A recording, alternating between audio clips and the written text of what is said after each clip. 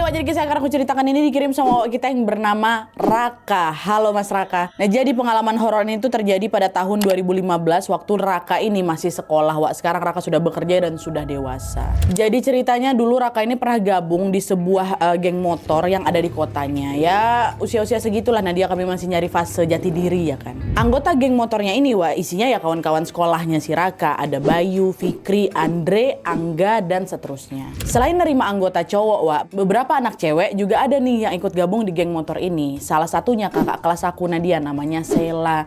Sela nih cantik, dia gaul dan gampang kali akrab sama anggota-anggota yang lain. Hampir setiap pulang sekolah, Wak, anggota geng motor itu selalu nongkrong di warung kopi dekat sekolahnya si Raka. Masuk pada suatu hari, Wak, mereka ini jadi makin sering lagi nongkrong untuk ngebahas acara kelulusan khusus untuk anggota geng motor yang memang mau lulus sekolah ini. Nah, di hari Jumat di sore itu ngumpullah mereka kan di warung kopi nih kayak biasa. Semua anggota geng motor hadir, Wak, termasuk Wawa, termasuk kakak kelasnya tadi si Sela.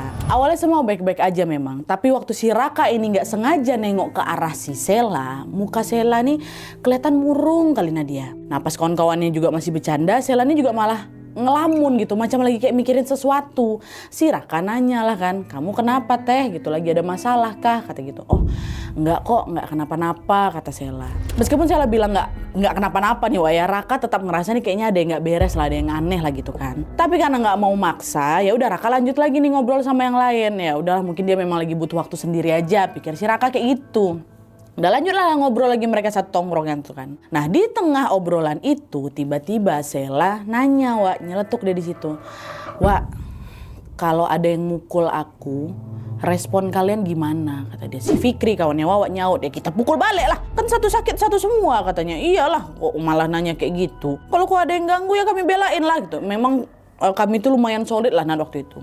Nah, ngeliat respon kawan-kawannya, Sela bilang, makasih ya, Wak, peduli kali kalian sama aku, kata gitu. Nah, di situ Raka makin penasaran lah kan, ditanya, ngapa kakak nanya kayak gitu? Siapa yang mukulin kakak, katanya. Bukan yang ngejawab, Sela ini malah senyum sambil lanjut lagi main HP-nya.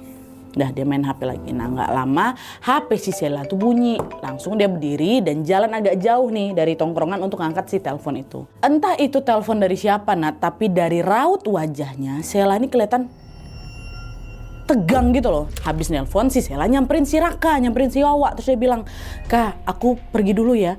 Kalau ada apa-apa tolong jemput aku. Ajak anak-anak juga, kata dia kayak gitu. Lah emang kakak mau kemana? Katanya, udah pokoknya aku standby aja. Aku bakal nelpon kau kalau aku butuh kalian, kata kayak gitu. Ya udahlah, hati-hati ya, kata si Raka. Akhirnya adalah tuh mereka cuma bisa ngelihat si Sela pergi naik motornya di tengah cuaca yang lagi gerimis waktu itu Nadia. Nah, setelah si Sela ini pergi udah nggak kelihatan lagi, gerimisnya makin deras, Wak, dan warung kopi yang tadinya rame mendadak hening. Di situ, nah, entah ngapa nggak enak perasaan aku, langsung berubah kali, pokoknya langsung nggak enak lah gitu. Dan yang ngerasa kayak itu bukan cuma si Raka, Fikri, Angga, Bayu sama si Andre juga ngerasa hal yang sama. Tapi karena nggak mau terlalu berlarut, Wak, mereka lanjutlah ngobrol lagi nih seolah ya nggak ada apa-apa gitu kan. Nah, di sini tanpa mereka sadari firasat itu ternyata tidak sepenuhnya salah, Wak. Karena kepergian si Sela sore itu menjadi awal mula kejadian-kejadian aneh yang mengikuti kami satu persatu, Nat. Jadi setelah beberapa saat duduk di warung, Wak, mereka akhirnya bubar nih dan pulanglah ini ke rumah masing-masing. Tapi si Fikri sama si Bayu nggak balik, dia mau nginap di rumah aku. Nah, dia kebetulan memang besok hari libur kan, makanya nginap di rumah. Nah, nyampe di rumahnya si Raka, mereka langsung nyalain PS tuh, Wak, ya main lah kayak biasanya. Sampailah tengah malam, karena ada capek, mereka berhenti main. Nah, lanjut lagi rebahan tuh di kamarnya si Raka sambil ngobrol-ngobrol. Ini belum ngantuk memang mereka. Nah, di tengah obrolan itu si Fikri nanya, weh, kalian ngerasa ada yang aneh gak sih sama si Sela? Kok tumben kali dia murung kayak gitu ya hari ini, katanya itu. Nah, Bayu bilang juga, iya, Wak, aku juga ngerasa kayak gitu. Terus nih ya, kata si Bayu, terus nih ya, gak biasanya loh dia pakai baju double-double. Udahlah, tadi dia pakai seragam, terus dia pakai rompi kayak gitu, tuh pakai jaket pula. Gak biasa kan? Hamil dia gak? Kata si Bayu, apa ngoni sembarangan, kata Raka kan. Sekarang kan memang lagi musim hujan ya, wajar lah dia pakai baju tebal, katanya. Tapi Bayu sama si Fikri ini masih aja mikirnya enggak, Wak. Nah, waktu itu Sela nih, Nat, memang punya pacar namanya Anton. Ya, Anton ini juga anggota geng motor tapi beda geng sama kami. Terus dari yang mereka tahu, Anton ini anaknya memang nakal, emosian. Terus juga dia sering ikut tawuran gitu loh sama geng-geng motor lain. Nah, ingat karakter Anton yang kayak gitu, si Raka jadi kepikiran, jangan-jangan Anton ini pula yang mukul si Sela gitu kan. Ingat nggak kalian tadi dia nanya kalau ada yang mukul dia kita bakal ngapain gitu. Dia bilang sama si dua kawannya ini. Nah Fikri nyaut, bisa jadi juga Wak. Tadi si Sela kan bilang mau nelpon kita kalau ada apa-apa kan.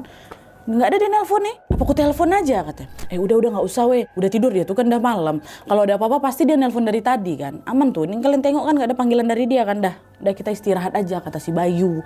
Nah udah si Raka sama yang lain pun sama si Fikri nganggu aja kan. Nah akhirnya mereka mutusin lah untuk tidur. Entah berapa lama setelah kami terlelap Nadia, tiba-tiba aku mimpi aneh si Raka. Dalam mimpi itu Raka lihat ada Sela berdiri di depan dia. Tapi muka marah Nat, matanya melotot, terus nggak lama dia teriak, "Ngapa nggak tolongin aku? Mana janjimu?" Gitu, itu terus berulang, "Mana janjimu? Ngapa nggak tolongin aku? Ngapa nggak tolongin?" Gitu-gitu. Sampai akhirnya terbangun si Raka ini kan. Nah pas aku terbangun dia itu badan aku langsung panas, kepalaku berat dan semua badanku sakit-sakit macam dipukul. Waktu dia terbangun belum sempat lagi aku nenangin diri, Raka ngelihat si Fikri sama si Bayu kebangun juga dalam kondisi yang ngos-ngosan. Kayak gitu, tapi kayaknya dia bukan kebangun gara-gara aku terbangun, Nat. Sama-sama terbangun tuh berdua nih. Habis itu si Fikri nanya, Sela ada kabar nggak Wak? Tiba-tiba nanya kayak gitu. Si Raka langsung refleks nengok HP, layarnya kosong, nggak ada chat, nggak ada miss call, nggak ada sama sekali. Nah seolah paham maksudnya si Fikri, akhirnya si Raka itulah yang langsung nelfon si Sela. Untuk telepon, nggak aktif nomornya. Nah di situ mereka masih kayak positive thinking Wak, kalau Sela nggak ngabarin berarti ini pasti nggak ada apa-apa. Kan dia udah pergi dari sore sampai tengah malam dia nggak ada nelpon, berarti harusnya nggak ada apa-apa nih. Harusnya dia udah tidur atau HP-nya lowbat apa gimana gitu ya kan. Nah masing-masing dari mereka sebenarnya masih agak kebawa rasa nggak enak Wak, tapi gara-gara badan kami udah terlalu capek kali, nah dia kepala juga udah berat, apalagi waktu bangun juga nggak enak badan aku ya kan. Ya udah mereka cuma sepakat udah besok pagi aja kita telepon si Sela. Dan akhirnya pelan-pelan rebahan lagi, tidur mereka. Tapi malam itu si Raka dimimpikan kayak gitu ya. Nah besok paginya mereka semua bangun dalam kondisi demam semuanya. Fikri, Bayu langsung pamit pulang ke rumah ya. Sementara kondisi si Raka makin lama jadi makin parah lah gitu. Sejak hari itu Nadia aku betulan tumbang, setumbang itu. Aku cuma bisa tiduran full selama 3 hari. Nggak bisa aku gerak dari, bukan nggak bisa gerak, maksudnya nggak kuat aku bangkit dari tempat tidur tuh 3 hari aku tepar. Dan anehnya setiap jam 12 malam Wak, mimpi kayak kemarin itu muncul lagi. Si Sela tuh datang Nat, muka marah dan dia terus nanya, "Ngapa nggak nolongin aku? Ngapa nggak nolongin aku?" Gitu. Mimpi itu tuh bikin si Raka ya pasti nggak bisa tidur nyenyak ya kan. Akhirnya dia sering kebangun tuh tengah malam, terus kepala jadi makin pusing lagi, makin sakit lagi kepala aku Nadia. Saking nggak enak kepala aku tuh, saking pusingnya, saking sakitnya, aku bahkan udah nggak kuat lagi main HP itu Maka 3 hari itu Raka sama sekali nggak tahu gimana kabar si Sela Wak. Pun selama aku sakit itu nggak ada kayak kabar mendadak tentang si Sela tuh ke rumah, nggak ada. Sampailah di hari ketiga si Raka ini sakit, tepat jam 10 malam tiba-tiba ada yang ngetok kencang pintu rumahku Nadia. Gitu kan. Nah nggak lama kakek sama bapak si Raka ada tinggal di situ juga kan, keluar lah nih. Dan ternyata yang datang siapa Nat? Polisi yang datang. "Pak, kami kesini untuk cari Raka. Dia harus ikut kami ke kantor untuk dimintai keterangan," kata polisi itu. Dengar itu bapak kaget lah kan. Maksudnya kayak gimana nih Pak? Anak saya ngapain? Orang dia 3 hari nih cuma di rumah aja kok dia sakit Pak. "Nanti kami jelaskan di kantor Pak ya. Yang penting Raka harus ikut sama kami dulu," katanya. Nah polisi juga nunjukin itu Nat, surat tugas ya kan, yang isinya memang aku harus dibawa ke kantor polisi. Nah karena nggak bisa nolak, kakek sama si bapak ini pun akhirnya ngelepas lah si Raka ikut di polisi dalam keadaan demam-demam kayak gitu. Nah dia masuk aku dalam mobil polisi itu. Cuma Wak, sebelum masuk mobil, HP aku udah langsung, "Mana sih HP kau?" Diambil sama polisi. Kasih Nat. Habis itu polisi masukin Raka dalam mobil. Raka dalam mobil polisi, bapak sama kakek ngikutin dari belakang Wak, pakai mobil pribadi. Takut pula si Raka ini kenapa-napa ya kan. Di sepanjang jalan Raka mencobalah memberanikan diri, nanya, "Pak, ini kenapa saya dibawa Pak? Saya salah apa?" Katanya. "Udah kamu diam aja dulu, nanti kamu juga tahu," kata mereka kayak gitu. Jawaban dingin itu makin bikin perasaan aku nggak enak lah. Udah badan aku udah kayak gitu lah, ngambang badan aku kan. Nyampe di kantor polisi, Raka baru sadar ternyata yang dipanggil bukan dia aja Wak. Di sana ada banyak anak-anak geng motor dari sekolah lain juga. Wah, duduin di situ Nadia. Muka mereka tegang, pucat, kelihatan pada bingung semua gitu. Tapi waktu itu Pak polisi ini nggak ngegabungin si Raka sama anak-anak itu. Nah, polisi ini malah nyuruh si Raka masuk ke satu ruangan khusus yang ada di samping lorong kantor polisi itu. Nadia dimasukin aku di situ, dipisahin. Nah, pas ngebukain pintu, kaget aku. Ada si Andri sama si Angga, kawan segengnya si Raka. ngapa mereka di sini? Abis tawuran nih pasti, iya kan? Bukan mereka juga sama-sama kayak anak-anak di luar tadi, ada pucat, tangannya gemetaran, mereka nunduk aja gitu, Nat. Ngapa lah nih? Ngapa kita dibawa ke sini? Pikir si Raka. Dan pertanyaan itu baru terjawab waktu polisi nanya kayak gini, duduk kau. Kamu ini temannya Sela kan? Kapan terakhir kali kamu ketemu sama Sela? Kata polisi. 3 hari yang lalu Pak, waktu hari Jumat. Kenapa Pak? Katanya. Bukannya menjawab, Pak polisi ini malah dibentak ya aku. Jangan kau bohong. Kapan terakhir kali kau ketemu sama si Sela? Katanya. Betulan 3 hari yang lalu Pak, di warung kopi dekat sekolah, kata si Raka kan. Nah, cuma Wak, entah kenapa si polisi ini terkesan macam mengintimidasi aku tuh Nadia. Seolah-olah aku nih lah orang yang terakhir kali pergi sama si Sela. Gak usah bohong kok, digitu-gitukan terus. Nah, buat mastiin itu, salah satu petugas polisi itu Nadia keluarin HP aku. Dia ngeluarin HP aku yang tadi diambil dari awal tuh, terus ngecek riwayat panggilannya. Di situ di HP ku ternyata 2 hari yang lalu, which is hari Sabtu, ada miss call dari si Sela. Tapi nggak ku angkat, nah dia kan gara-gara aku mendemam, aku nggak sanggup pegang HP loh. Polisi bilang, ketengok nih, kau orang terakhir yang dihubungi sama si Sela ya? Pak jujur Pak, saya betul nggak tahu Pak. Saya lagi sakit kemarin Pak, makanya saya nggak ngeliat HP. Pun juga aku silent Nat. Dengar itu polisi diam Wak. Terus dia macam kayak periksa beberapa dokumen lah apa segala macam, suasana langsung hening. Beberapa menit di ruangan tuh Nadia kerasa macam panjang kali. Andre sama si Angga juga cuma nunduk aja mereka dengan rupanya mereka udah ditanyain duluan, Wah, udah keburu drop mental mereka waktu itu mungkin. Akhirnya setelah polisi nyocokin semua keterangan kayak gitulah, sikap mereka udah mulai agak melunak, sikap si polisi ini. Gak lama polisi bilang, oh ya udah, kalian boleh pulang.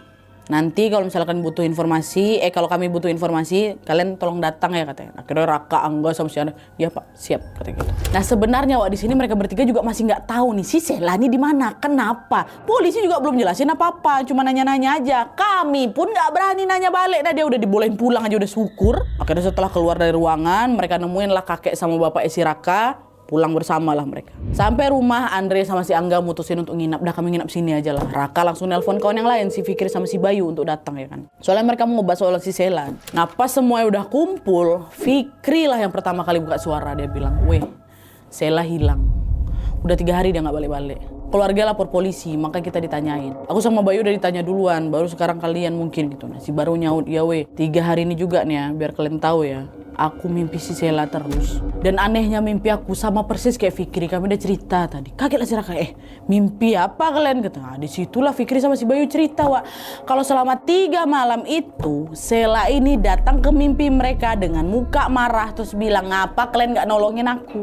Apa gak langsung merinding aku nak di situ? Sama ternyata mimpi mereka. Mimpi si Raka sama si Fikri dan Bayu. Bolang mereka di situ. Kok mimpi juga? Aku juga, woy, aku juga. 3 orang ini nih mimpi yang sama kan. Akhirnya di tengah kehebohan itu kakek muncul nyamperin mereka yang lagi ngobrol ini. Nah terus gak lama kakek bilang, kakek si Raka, Kak, kemarin kakek lihat ada perempuan lagi berdiri depan jendela. Tapi dia gak bisa masuk soalnya inguan atau sosok peliharaan si kakek ini ngejagain rumah ini. Perempuan ini maksudnya sosok Pak ya. Kakek aku tuh memang punya pegangan gaib Nadia, makanya dia bisa nengok-nengok kayak gitu. Kakek nengok ada perempuan. Kakek gak tahu dia siapa, tapi dia pesan sama kakek, kalau dia ketemu tolong anterin dia pulang katanya. Nah habis ngomong itu kakek pergi Wak. Sementara Raka, Fikri dan yang lain masih bengong tuh di kamar kan. Apa maksudnya ya? Pulang kemana? Seketika kamar tuh langsung jadi kayak nggak enak tuh loh Nat. Tapi karena udah hampir tengah malam ya kan, mereka mutusin untuk istirahat dulu tidur. Nah pas mereka tidur, mimpi lagi aku. Di situ mimpinya, Raka nggak sendiri Wak, ada Fikri, ada Bayu juga bertiga. Di sebuah perkebunan sayur yang luas sekali Nadia. Angin di sana juga sepoi-sepoi, hawanya berasa adem gitu. Dan suasana tenang kali mimpi tuh. Mimpi baik depannya. Nah nggak lama dari situ, Raka ngeliat ada cewek yang lagi ngelambain tangan dari kejauhan. Raka sama kedua kawannya pun mendekat lah ya kan. Dan makin lama makin jelas ternyata si cewek lagi melambai nih si Sela Wak. Ngelihat si Sela nih bebe aja, Raka nanya lah kan, Sel kok kemana aja? Semua orang pada nyariin kau loh. Pulanglah yuk kita gitu. Si Sela senyum.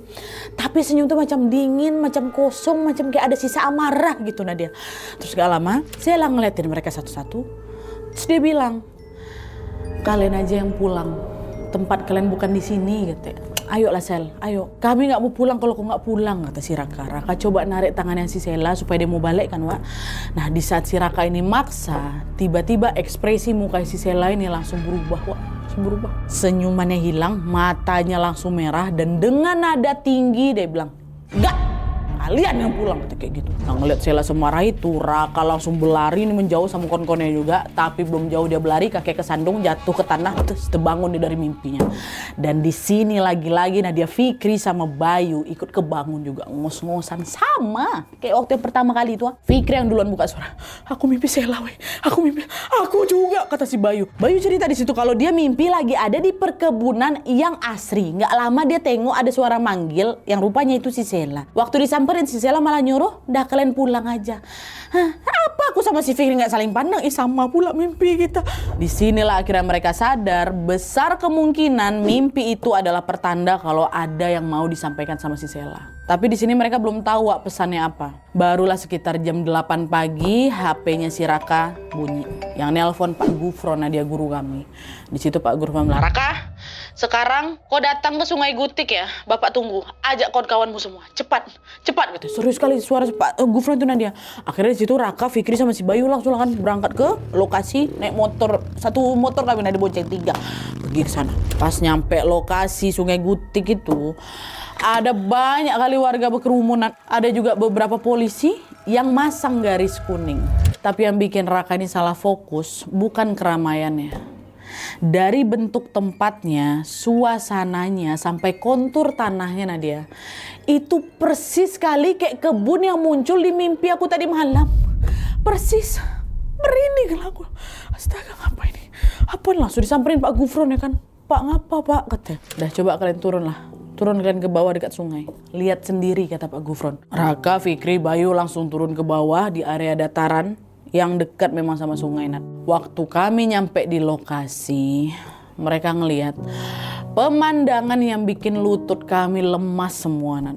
Di antara rumput-rumput hijau itu ada badan si Sela, jasadnya yang udah tergeletak dalam keadaan ya Allah, tragis. Badannya telentang, kakinya patah, dan dia masih pakai baju seragam yang tersingkap ke atas. Dari posisi tubuh dan kondisi pakaiannya, kelihatan jelas kalau si Sela ini sempat diperlakukan dengan sangat tidak pantas sebelum dia meninggal, Wak. Beberapa detail kejadian nggak mau aku ceritakan lebih jauh di sini, cuman yang jelas cara Sela ini ditemukan betul-betul bikin hati siapapun hancur. Hancur kami ngelihat itu semua. Langsung nangis histeris. Sela, siapa yang giniin ku? Fikri sama Bayu juga sama histerisnya, sama syoknya. Mereka bertiga berdiri di sana, dada mereka sesak karena yang mereka lihat itu bukan cuma jenazah kawannya aja, Wak, tapi juga janji yang gagal mereka tepati. Kami nggak bisa jagain Sela. Kami nggak datang waktu Sela minta tolong. Dan di antara mereka bertiga, Raka lah yang merasa paling bersalah. Kenapa? Karena Raka adalah orang terakhir yang dihubungi sama si Sela kan. Tapi dia nggak respon, gara-gara dia masih demam. Raka pikir kalau aja ku angkat telepon Tunan, kalau aku angkat bisa jadi si Sela ini masih selamat ya kan. Apalagi Raka juga sempat janji kan di terakhir kali ketemu bakal standby sampai si Sela itu ngabarin duluan. Ya kan orang Sela ngomong sama dia. Di situ Raka cuma bisa nyalahin diri aja, Wak, sampai akhirnya polisi ngangkat jenazah si Sela untuk dibawa ke rumah sakit. Waktu itu Raka sama kawan-kawan ikut ke sana sambil nunggu di kursi sampai proses otopsi itu selesai, kursi rumah sakit. Setelah semuanya selesai, jenazah si Sela pun langsung dibawa pulang ke rumahnya. Pas peti jenazah itu dibawa masuk, datang pecahlah semua suara tangis yang ada dalam rumah tuh. Dia itu mama Sela beberapa kali pingsan, nggak nyangka anaknya pulang dalam kondisi setragis itu. Nah ngelihat itu semua, aku langsung keingat sama ucapan kakek aku. Dia minta dianterin pulang. Di situ Raka baru ngeh apa maksud perkataan itu. Diantarin pulang situ mungkin artinya jasadnya si Sela ini harus dibawa balik ke keluarganya lagi. Mungkin itu maksudnya, dia mau pulangkan aku lagi gitu. Dan meskipun Sela meninggal dengan cara yang seperti itu, Nadia, masih ada sedikit perasaan lega di hati kami karena paling tidak jasadnya Sela bisa ditemukan dan bisa kembali lagi ke keluarganya. Karena memang itu kan keinginan dia, kalau memang itu yang datang tuh adalah Sela. Akhirnya pas proses pemakaman, kami semua juga ikut nganterin Sela ke peristirahatan terakhirnya, Nadia. Semua pada ikut gotong keranda juga, masukin jenazah ke liang lahat dan segala macam gitu. Mereka semua memaksakan untuk hadir di sana dengan perasaan udah dicampur aduk, dengan segala tenaga yang mereka punya, serta juga doa terbaik yang mereka punya juga ini untuk mengantarkan si Sela ke peristirahatan terakhirnya. Belum selesai. Setelah pemakaman, polisi datang lagi lah itu nyamperin si Raka untuk datang lagi ke kantor polisi untuk minta keterangan. Awalnya si Raka ini takut, ini jangan mereka mau nyalahin aku nggak ya gitu. Soal kan Raka terakhirnya dihubungi, Wak. Cuman untungnya enggak. Alih-alih nyalahin, Wak, polisi ini malah bilang kalau keterangan mereka kemarin itu sangat membantu proses penyelidikan. Karena dari penjelasan mereka yang sama-sama sinkron, terus juga soal si Raka yang lagi sakit dan terakhir kali dia ketemu sama si Sela itu di hari Jumat, polisi itu bisa nyusun ulang kronologi lagi, Wak. Ngecek lagi alibi orang-orang yang terdekat sama si Sela dan memastikan kalau si Raka dan kawan-kawan ini nggak ada di sekitar lokasi waktu kejadian. Kayak kurang lebih kayak gitulah. Polisi juga bilang kalau mereka ini semua bersih dari segala tuduhan, dan di sini polisi juga menjelaskan kurang lebih kronologi yang mereka tahu sejauh setitik itu, Pak ya. Jadi dugaan si Fikri soal baju berlapis-lapis si Sela tadi tuh yang waktu di tongkrongan hari pertama tuh, betul, Pak. Menurut hasil otopsi, Sela memang lagi hamil. Anak siapa? Anak pacarnya si Anton tuh. Anton nih tapi nggak mau tanggung jawab, akhirnya mereka ribut dan di situ terjadilah kekerasan. Anton mukul si Sela, Sela juga masih ngelawan waktu itu, masih adalah upaya dia ngelawan. Kesal si Sela ini terus-terusan ngelawan. Anton nekat ngelakuin tindakan yang jauh lebih biadab lagi, di mana dia ngajak beberapa kawannya untuk nganiaya si Sela ini juga. Dan lagi-lagi di sini, mohon maaf Wak, detailnya nggak akan aku ceritain demi bisa menghargai Sela sama keluarganya. Cuman yang jelas, cara mereka memperlakukan Sela betul-betul di luar batas kemanusiaan. Setan semuanya. Nah, dengar kronologi dari polisi, darah kami semua, darah Raka dan kawan-kawannya langsung mendidih ke bunuh-bunuh. Kesal kami, marah, iya, emosi, macam kami hantam balik lah ya kan. Tapi sebelum kami bertindak lebih jauh, polisi udah bilang duluan, udah kalian nggak usah kayak gitu. Ini tindak kriminal berat, biar kami yang urus. Nama-nama kawannya si Anton itu juga udah kami kantongin. Sebentar lagi mereka bakal ditangkap. Waktu itu memang belum ketangkap nih Wak semuanya. Polisi baru ngantongin nama-nama mereka aja. Nah, dengar penjelasan itu, Raka sama kawan-kawan pun akhirnya memutuskan untuk pulang dengan hati yang campur aduk. Kami marah, iya, sedih, iya, kesal, iya, semua udah campur jadi satu.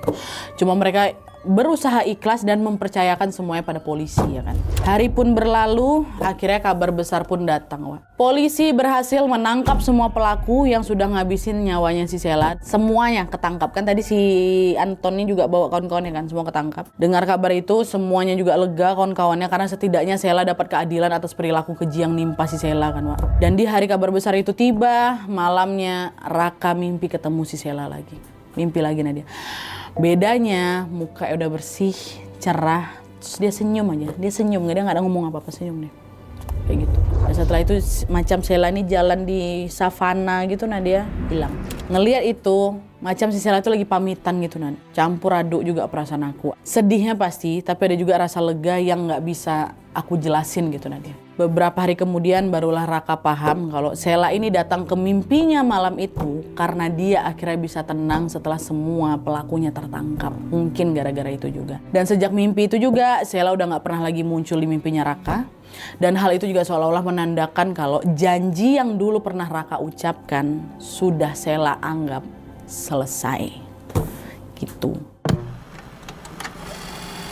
Oke Wak, jadi tadi itu kisah yang dialami sama Raka dan ketiga temannya. Kisah yang dari luar mungkin kelihatannya udah macam cerita geng motor biasa kan Wak ya. Tapi ternyata ninggalin luka besar untuk mereka semua. Kisah ini tuh miris sekaligus juga mengiris hati, apalagi Sela yang bahkan masih di bawah umur berakhir dengan cara yang seperti itu. Ini sedikit informasi aja buat kalian Wak ya, ini informasi penting bahkan. Di sini Wawa juga ngasih link berita aslinya. Berita tentang penemuan Sela ini masuk berita Wak, masuk artikel. Kisahnya kejadian, cuman Wawa minta itu biar jadi konsumsi internal kami aja gitu, mohon maaf. Demi bisa menjaga perasaan Sela dan juga keluarganya. Semua nama, waktu atau tahunnya, tempat juga kami nggak sebutin. Nama Sungai Guti itu juga cuma samaran, itu semua pokoknya udah disamarin, udah nggak disebutin yang aslinya. Dan ada beberapa detail sensitif yang aku harus haluskan gitu. Di sini pure Raka cuma mau berbagi kisahnya aja. Kisahnya biar kita bisa sama-sama belajar dan bisa lebih peka sama orang di sekitar kita. Itu pesan Raka. Kisah ini ngingetin kita bahwa kadang ada orang yang kelihatannya biasa-biasa aja, Wak. Tapi diam-diam dia nyimpan beban yang nggak kita tahu gitu loh. Dan kadang orang kayak gitu itu, orang kayak mereka ini berusaha nunjukin sedikit bebannya lewat cara-cara sederhana. Kayak tadi lah contoh Sela kayak kelihatan murung, dia nggak bersemangat.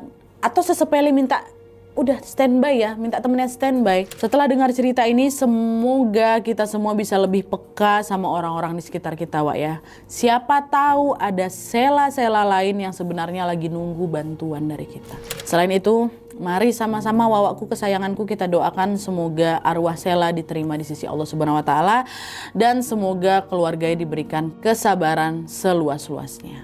Amin ya rabbal alamin. Oke Wak, jadi sekian dulu videonya. Terima kasih banyak yang sudah menonton.